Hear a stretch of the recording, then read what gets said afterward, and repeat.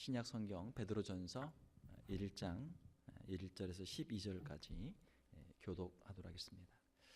예수 그리스도의 사도 베드로는 본도, 갈라디아, 갑바도기아, 아시아와 비두냐에 흩어진 나그네 곧 하나님 아버지의 미리 하심을 따라 성령이 거룩하게 하심으로 순종함과 예수 그리스도의 피 뿌림을 얻기 위하여 택하심을 받은 자들에게 편지하노니 은혜와 평강이 너희에게 더욱 많을지어다.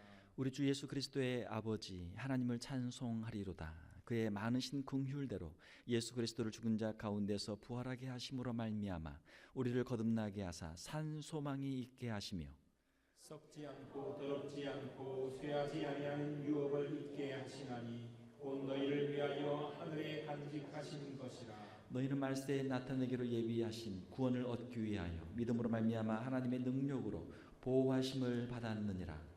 그러므로 너희가 이제 여러 가지 시험으로 말미암아 잠깐 근심하게 되지 않을 수 없으나 오히려 크게 기뻐하는구나. 너희 믿음의 확실함은 불로 연단하여도 없어질 금보다 더 귀하여 예수 그리스도께서 나타나실 때 칭찬과 영광과 존귀를 얻게 하실 것이니라. 예수를 너희가 보지 못하였으나 사랑하는도다. 이제도 보지 못하나 믿고 말할 수 없는 영광스러운 즐거움으로 기뻐하니 믿음의 결국 곧 영혼의 구원을 받음이라. 이 구원에 대하여는 너희에게 임할 은혜를 예언하던 선지자들이 연구하고 부지런히 살펴서 자기 속에 계신 그리스도의 영이 그 받으실 고난과 후에 받으실 영광을 이미 미리 증언하여 누구를 또는 어떠한 때를 지시하시는지 상고하니라. 이 섬긴 바가 자기를 위한 것이 아니요 너희를 위한 것임이 계시로 알게 되었으니 이것은 하늘로부터 보내신 성령을 힘입어 복음을 전하는 자들로 이제 너희에게 알린 것이요 천사들도 살펴보기를 원하는 것이니라. 아멘. 지난 우리 한 달 동안 우리 출애굽기를 열심히 공부를 했는데 출애굽기에 대해서 좀 여러분 많이 공부를 하셨죠. 자, 다시 우리가 신약으로 돌아와서 지난번 우리 야고보서를 이어서 우리가 베드로전서 말씀을 보도록 하겠습니다. 자, 베드로전서 우리가 1장 1절에서 12절 말씀까지 함께 읽었는데요. 1장 3절에 보게 되면은 산소망이란 단어가 있죠. 산소망. 소망인데 살아있는 소망이다 그런 뜻입니다. 살아있는 소망. 영어로 이제 living hope라고 우리가 번역할 수 있겠죠. 살아있는 소망. 사람은 무엇으로 삽니까? 뭐 여러 가지로 많은 것들이 필요하죠. 사람들에게 필요한 것들이 참 많이 있는데 그 중에 사람에게 필요한 것 중에 하나는 바로 이 희망이라고 하는 것이죠. 희망. 아직도 살아갈 희망이 있느냐? 희망을 잃어버리면 절망하게 되고 절망하게 되면은 더 이상 살아갈 마음을 잃게 되는 것이죠. 아직도 희망이 있느냐? 이런 질문들을 우리 자신들에게 우리가 한번 해볼 필요가 있죠. 자, 아직도 희망이 있습니까? 물을 때 우리가 희망이 있습니다. 아직도 희망이 있습니다. 이렇게 우리가 대답을 해야 되겠죠. 자, 그러면 우리는 살 수 있는 것이죠. 자, 우리 성도들에게는 특별히 성도들에게 무슨 소망, 무슨 희망이 있습니까? 오늘 본문 말씀을 통해서 우리 성도들에게 아직 남아있는 살아있는 소망에 대해서 우리 한번 살펴보도록 하겠습니다. 자, 베드로전서를 우리가 함께 읽었는데요. 1장 1절에 보게 되면은 예수 그리스도의 사도 베드로는 자, 베드로전서 베드로가 이 편지를 썼다라는 것이죠. 베드로가 저자입니다. 베드로는 누굽니까? 예수 그리스도의 사도. 사도는 보내심을 받은 자. 심부름꾼이죠. 심부름꾼.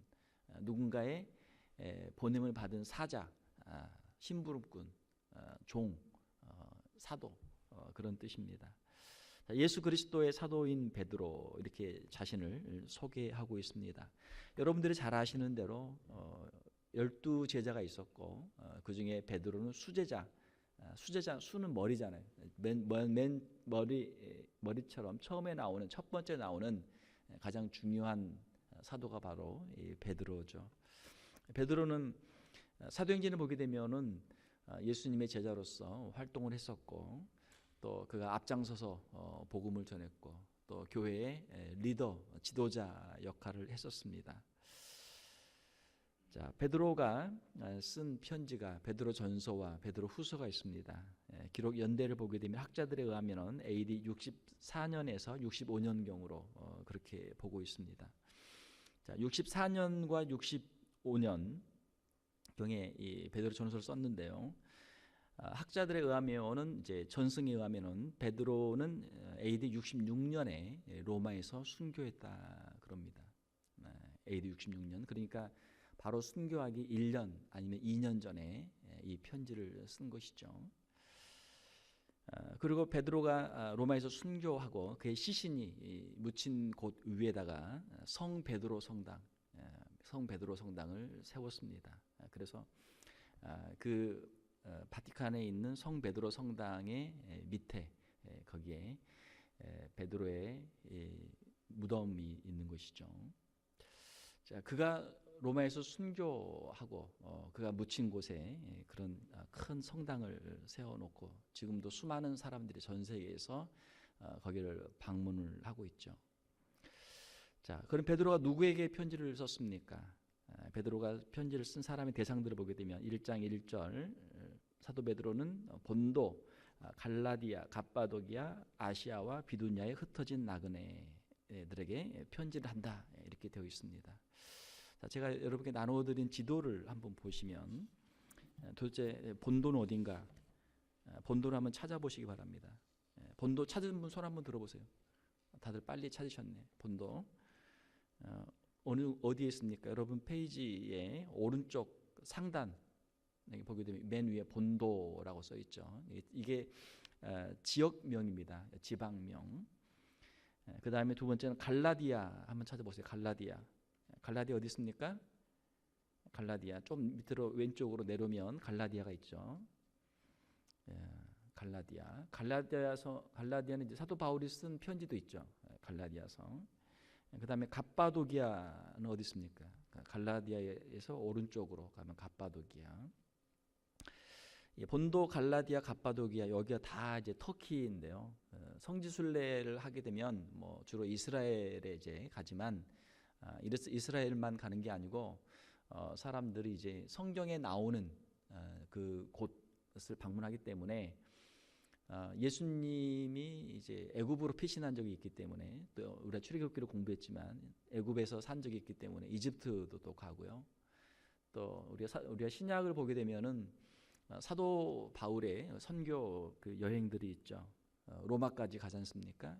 그래서 사도 바울이 갔던 곳을 따라서 소아시아, 이 아시아라고 써 있는 곳이 여기가 지금 터키인데 터키, 그리고 거기를 이제 넘어가면 이제 그리스죠. 그리스의 마게도니아, 아가야 지역, 그리고 또 왼쪽으로 더 가게 되면 이제 이탈리아, 로마까지 여기를 다 이제 성지순례 코스로 해서 그렇게 이제 많이 갑니다. 자, 우리 갈라디아까지 했고 그 다음에 갑바도기아 했죠. 이 갑바도기아에 가게 되면 거기에도 이제 초대교회 성도들의 그 유적이 많이 남아 있습니다.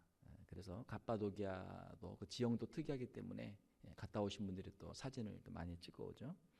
그다음에 아시아 어디 있습니까? 여기서 말하는 아시아는 이제 지금 이 한국, 일본까지 포함하는 이 아시아를 말하는 게 아니고 이 터키 이 안에 있는 여기 소아시아 그 안에 있는 아시아 지역을 말하죠. 갈라디아에서 왼쪽으로 오게 되면은 조금 큰 글씨로 아시아라고 되어 있죠. 자, 그다음 비두니아는 어디 있습니까? 아시아에서 북쪽으로 올라가면 비두니아 그렇죠. 자, 그러면은 이제 우리가 이 지도 한 장을 딱 놓고 보면은 사도 베드로가 누구에게 편지를 썼는가, 어디에 있는 사람들이 편지를 썼는가 하는 것을 우리가 금방 알 수 있죠. 참고로 조금 더 보게 되면 그 아시아 밑에 보게 되면은 이제 거기 이제 십자가가 있는 교회 표시들이 있는데요. 여기는 이제 그 아시아에 있는 7교회에 우리가 요한계시록을 보게 되면 사도 요한이 보낸 편지들 있죠. 에베소, 서머나, 버가모, 두아디라, 에서 버두 사대 빌라델비아 그다음에 라오디게아 에서 아니죠? 네, 이렇게 해서 에베소, 서머나, 버가모, 두아디라, 사대 빌라델비아, 라오디게아 7교회 에서버두 사빌라 이렇게 해서 7교회에 보낸 편지들이 있죠. 이 지역들이 다 여기 바로 거기서 왼쪽에 보게 되면 에베소 바로 거기 지중해에 보게 되면은 반모섬이라는 곳이 있죠. 반모섬에서 사도 요한이 이 소아시아에 있는 7교회에 보낸 편지들이죠. 자, 이렇게 하면 이제 여기에 대충 어느 정도 지역이 알 수 있겠죠. 자, 다시 우리가 본문으로 돌아가면 이걸 나중에 여러분 참고하시고요. 자, 본문으로 돌아가게 되면 베드로가 여기 소아시아에 있는 터키, 지금의 터키 지역에 있는 이 흩어져 있는 나그네.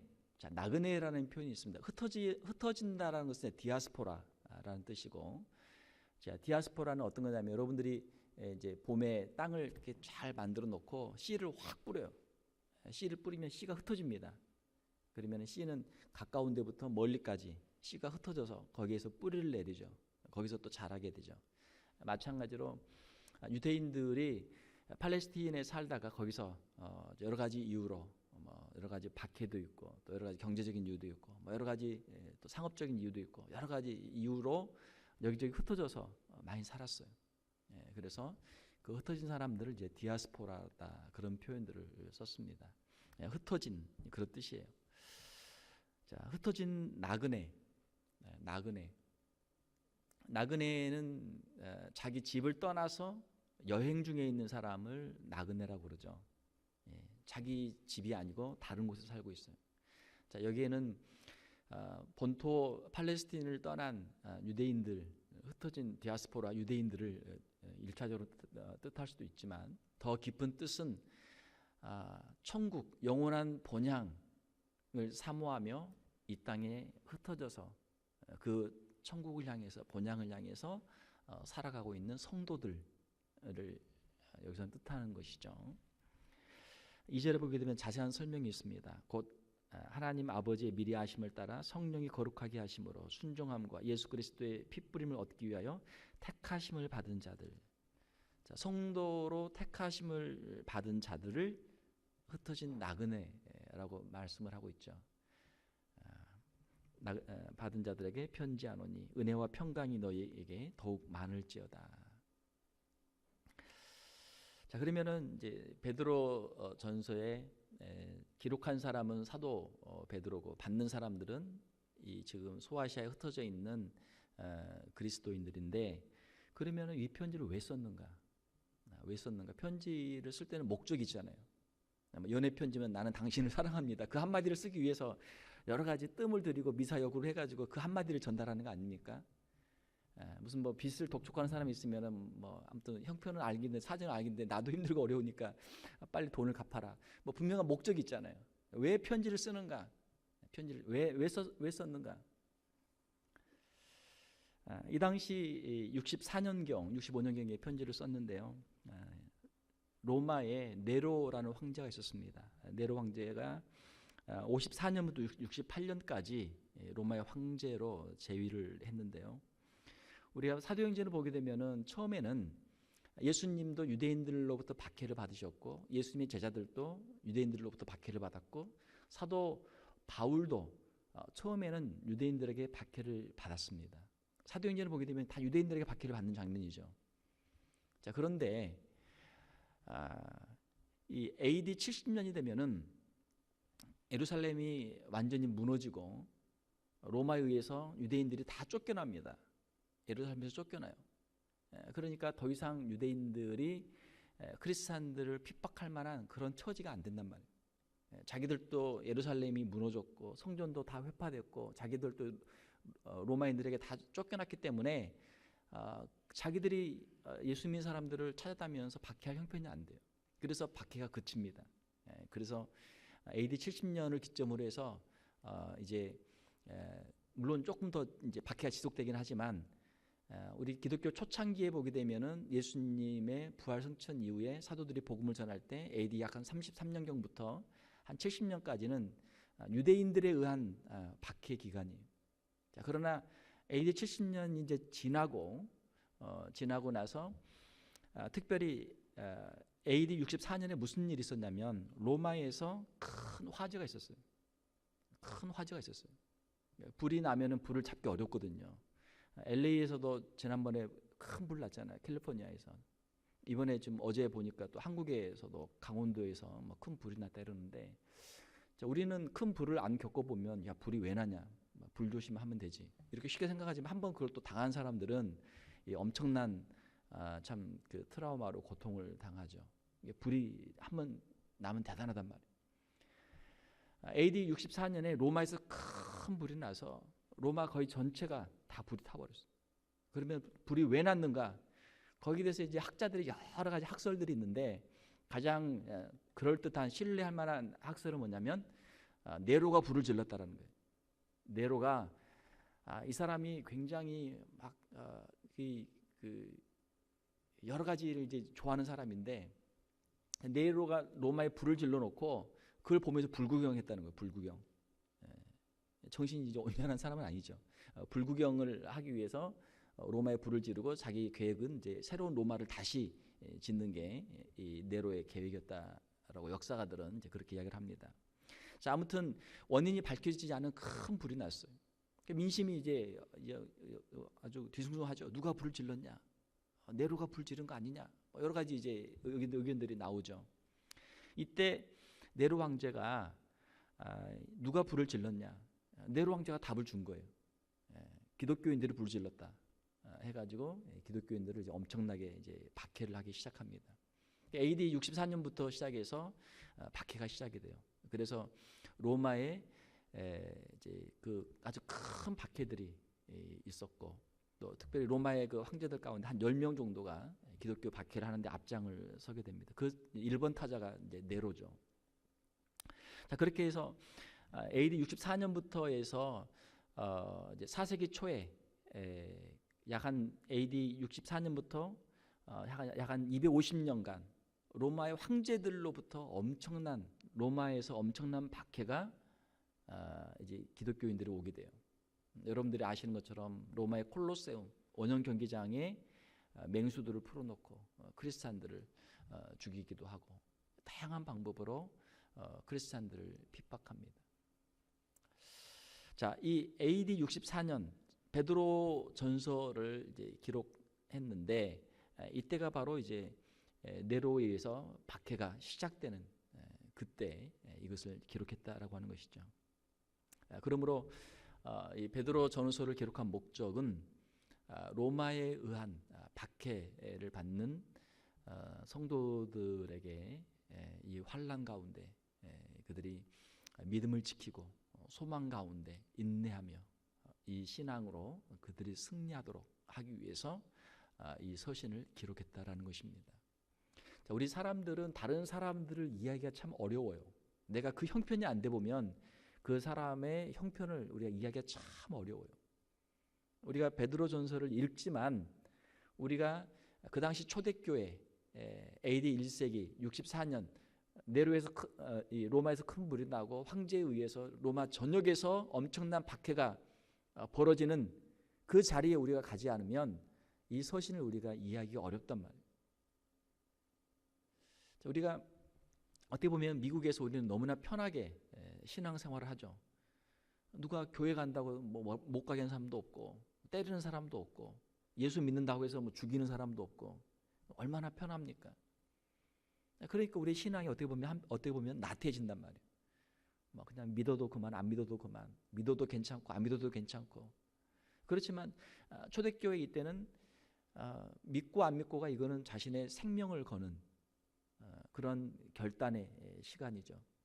한번 내가 예수 믿는다고 고백하면 내가 죽을 수 있고, 내가 안 믿는다고 하면 또 좀 비겁하지만 내가 또 살 수 있고, 그런 선택의 순간들이 한 번 또는 수시로 찾아올 수 있는 그런 상황들이죠. 자, 그 가운데 베드로 사도는 너희에게 소망이 있다.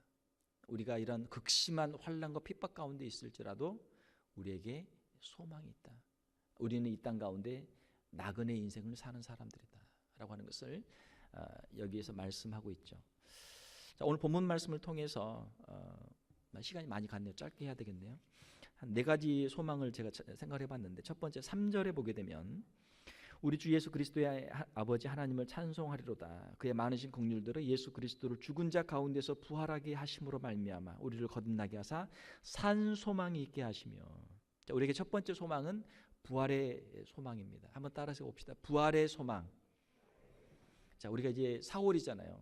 4월 우리가 부활절을 이제 우리가 맞이하게 되는데, 어떤 분이 그런 질문을 하세요. 목사님, 왜 부활절이 날짜가 왔다 갔다 합니까? 크리스마스는 12월 25일 딱 정해져 있는데 부활절은 어떨 때는 3월에도 오고 어떨 때는 4월 달에도 오고 왜 이렇게 왔다 갔다 합니까? 물어봐요.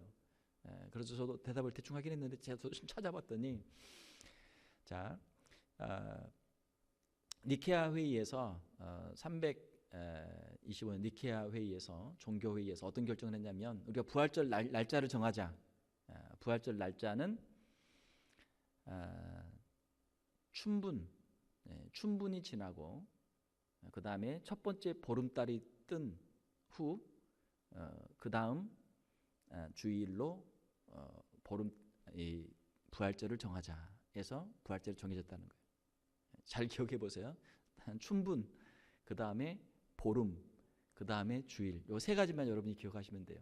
그러면 주일은 예수님이 주일에 안식 후 첫날 부활하셨으니까 주일은 이해가 되는데, 그러면은 춘분은 또 뭐고 또 보름달은 또 뭐냐, 이런 질문을 우리가 한번 해봐야 되겠죠. 네. 자, 우리가 이제 구약을 이해를 해야 돼요. 여기서 우리가 이제 출애굽기를 공부한 것을 우리가 이제 써먹는 거예요.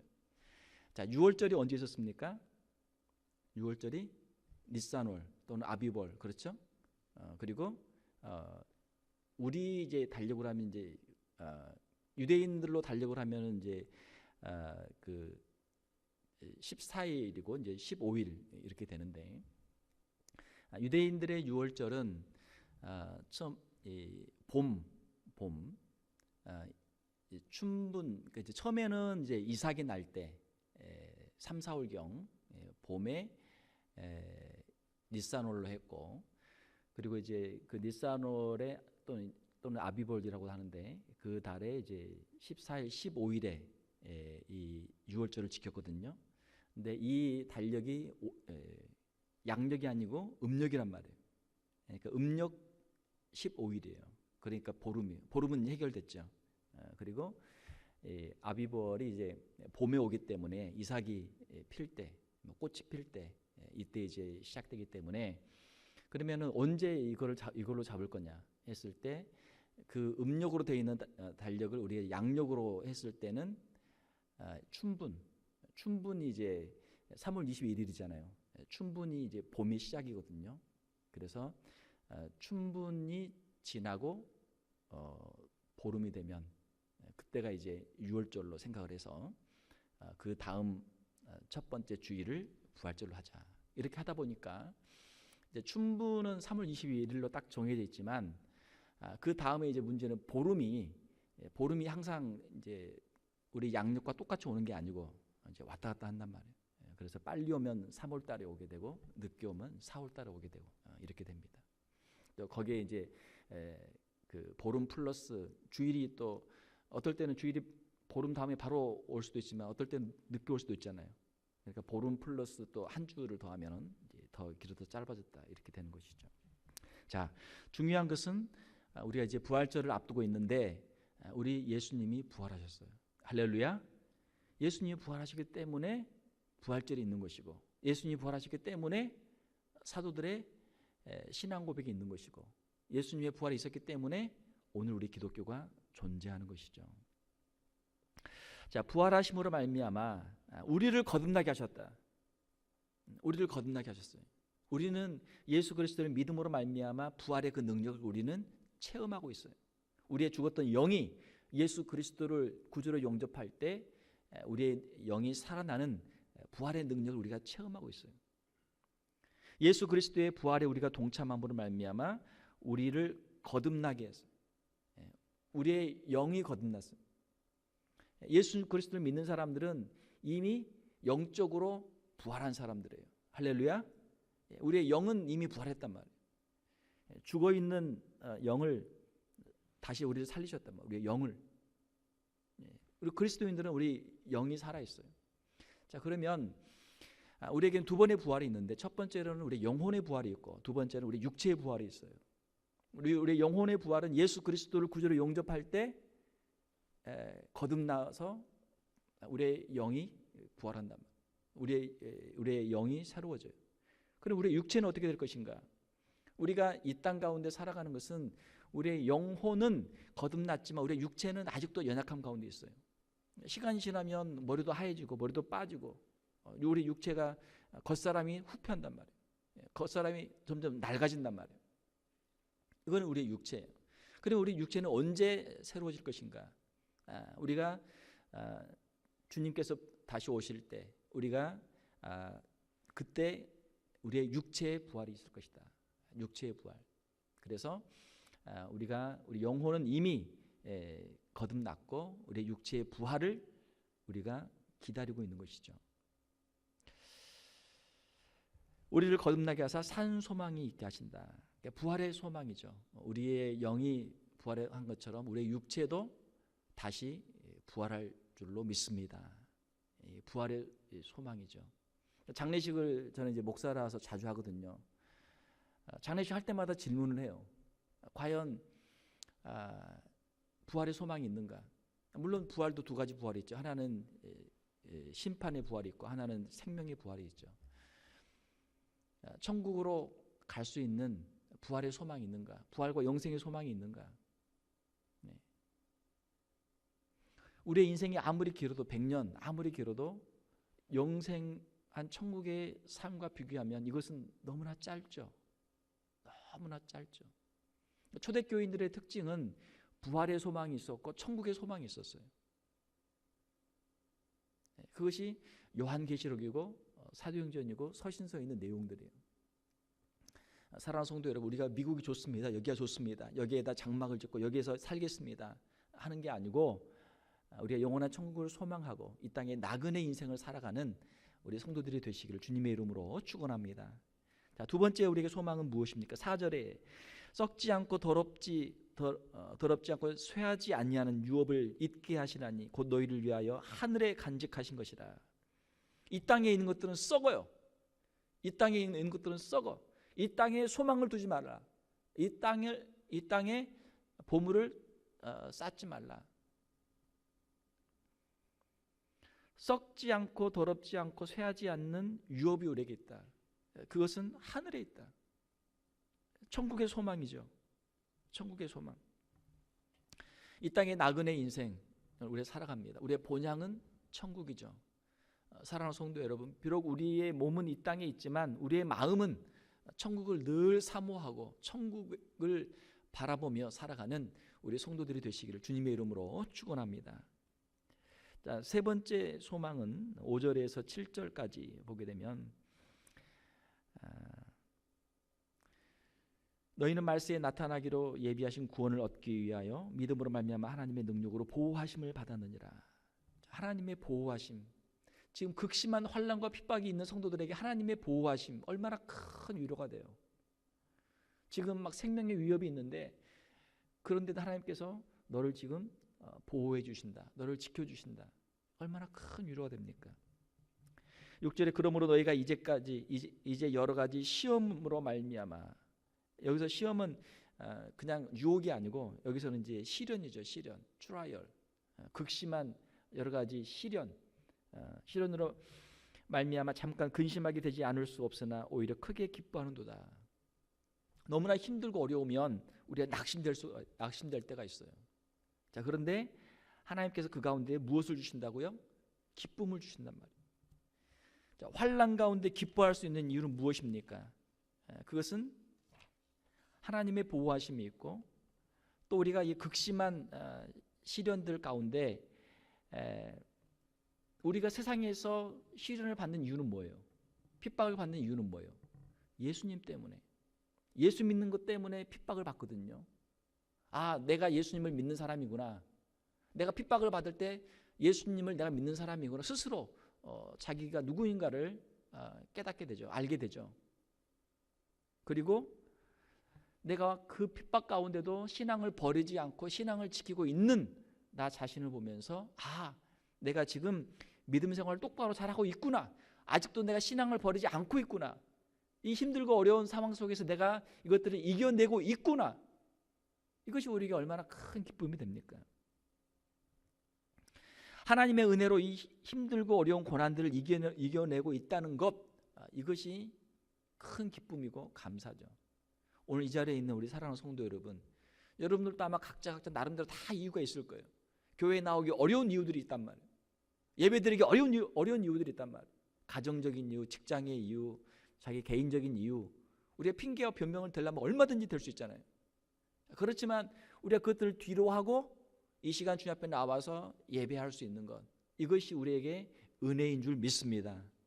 이것이 은혜죠. 의사들이 그러는데 몸에 상처가 나게 되면 처음에는 굉장히 아파요. 그런데 조금 있으면 통증이 조금 사라져요. 참 신기하단 말이에요. 통증이 계속 되는 게 아니고 통증이 좀 사라져요. 왜 그러냐면 자연적으로 우리의 몸에서 그 고통을 이기기 위한 호르몬이 나온단 말이에요. 뭐 엔돌핀이나 이런 여러 가지 호르몬들이 나와서 그 고통을 이겨낼 수 있도록 도와준단 말이에요.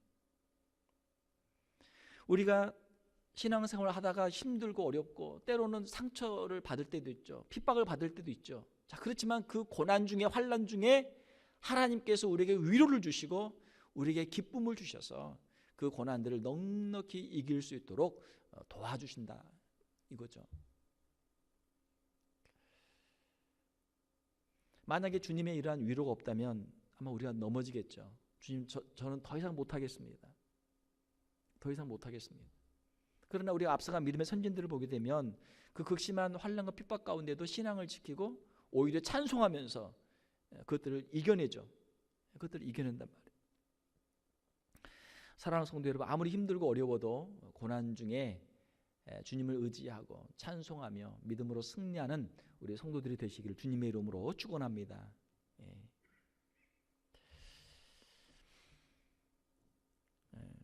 8절을 보게 되면 예수를 너희가 보지 못하였으나 사랑하는도다. 이제도 보지 못하고 믿고 말할 수 없는 영광스러운 즐거움으로 기뻐하니. 우리에게 예수님을 사랑하는 마음이 있고 예수님을 믿는 믿음이 있고 예수님 때문에 기뻐하는 기쁨이 우리에게 있는 줄 믿습니다. 이것이 예수 믿는 사람들이에요. 예수님 사랑합니다. 예수님을 믿습니다. 주님 때문에 우리의 마음에 기쁨이 있습니다. 환난과 핍박이 있지만 주님 한 분만으로 충분합니다. 주님 한 분만으로 기뻐할 수 있습니다. 이렇게 기뻐하는 것이죠. 9절에 보게 되면 믿음의 결국 곧 영혼의 구원을 받음이라. 믿음의 결국이라고 했는데 뭐 결국이라는 단어가 조금 어려운 단어인데 영어로 보게 되면은 9절에 보게 되면 The goal of your faith 이렇게 돼 있어요. 너희의 믿음의 그 목적, 너희의 믿음의 목적지, 너희 믿음의 마지막 결과. 너희가 지금 열심히 힘들고 어려운 가운데도 주님을 믿고 있는데 너희 믿음의 그 마지막이 어떻게 될 거냐? 너희 믿음의 마지막은 너희 영혼의 구원이다라고 하는 것이죠. 구원. 운동 선수들을 보게 되면은 힘들고 어려운 그 훈련들을 잘 이겨냅니다. 훈련들을 잘 이겨내요. 그리고 그 상을 받죠. 그들에게 목표가 있기 때문에 상이 있기 때문에 그것을 위해서 열심히 훈련해요. 모든 어려움들 이기고 그 상을 받는 것이죠. 우리 성도들에게도 이러한 구원의 소망이 있습니다. 상급의 소망이 있어요. 우리가 비록 때로는 힘들고 어려운 순간들이 있을지라도 우리가 그 고난들을 이겨내며 믿음으로 승리하는 우리 성도들이 되시기를 주님의 이름으로 축원합니다. 10절, 11절의 내용은 다 읽지는 않겠지만 그 내용은 이것입니다. 고난과 영광에 대한 메시지예요. 구약에 있는 선지자들, 예언자들이 예수님에 대해서, 메시아에 대해서 예언할 때 무엇을 예언했느냐? 메시아가 고난받을 것을 예언했어요. 그리고 메시아가 영광을 받을 것을 예언했어요. 그리고 예수 그리스도는 복음서에 있는 대로 이 땅에 오셔서 고난을 받으시고 십자가를 지시고 부활하시고 승천하시고 영광을 받으셨죠. 우리 성도들이 기억해야 될 것은 고난이 먼저 오고 그 다음에 영광이 온다라는 것입니다. 십자가가 먼저 있고 그 다음에 부활이 있다. 그러므로 우리가 이 구원의 소망을 가지고 이 고난 중에 우리가 인내하며 이것을 이겨내야 한다라고 하는 것이죠. 말씀을 맺겠습니다. 베드로 사도가 초대교회 성도들에게 쓴 그 상황들을 생각을 해보면요, 우리가 그런 상황 속에서 편지를 받고 있다면 이것이 우리에게 얼마나 큰 위로가 될까, 그런 생각이 됩니다. 사실은 우리도 각자 나름대로 다 고난들이 있죠. 우리의 신앙 생활하는 가운데 힘들고 어려운 그런 자리들이 다 있단 말이에요. 그러나 우리가 그 고난들을 이기고 우리가 지금 믿음의 길을 가고 있어요. 우리의 마음에 우리가 해야 하는 기도는, 주님, 우리가 힘들고 어려운 이 고난과 역경 가운데 우리의 믿음이 낙심하지 않게 하시고 산 소망을 붙잡게 하시고 이 믿음으로 승리하게 하여 주시옵소서. 끝까지 이 길을 잘 가게 하여 주시옵소서. 때로는 우리 앞에 순교의 고난의 잔이 우리 앞에 온다고 할지라도 우리가 이 믿음을 지키게 하시고 이 믿음의 길을 끝까지 감당케 하여 주시옵소서. 이러한 기도를 우리가 해야 할 줄 믿습니다. 우리에게도 환난과 핍박은 있어요. 북한이나 또는 이슬람권에만 환난과 핍박이 있는 게 아니고 우리에게도 환난과 핍박이 있어요. 우리에게는 어떻게 보면 유혹들이 더 많죠. 놀러 가야 할 때도 많고 뭐 할 것도 할 일도 많고, 이 모든 것도 다 유혹이고 또 핍박이에요.